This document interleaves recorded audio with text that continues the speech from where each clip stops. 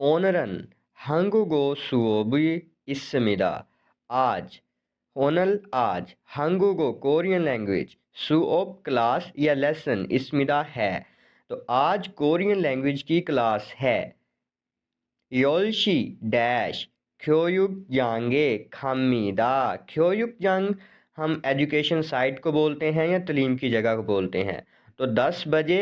अब इस पे जो टाइम का मार्कर लगेगा, ए इधर अब मौजूद नहीं है, तो यहाँ पर हमारा जो ऑप्शन बनता है वो है काजी। वो किस लिहाज से बनेगा, क्योंकि काजी है तक, ठीक है इसका मतलब। तो सेकंड ऑप्शन इसका मतलब है बुत्थो से, ये भी नहीं बनेगा। थर्ड ऑप्शन है एगे। एगे का मतलब को। और फोर्थ ऑप्शन एसो। एसो एज अ एक्शन मार्कर के तौर पर आता होता है। तो जो हमारा बेस्ट ऑप्शन है काजी, योलशी काजी ख्योयुक जांगे खामीदा, ऑप्शन नंबर फर्स्ट।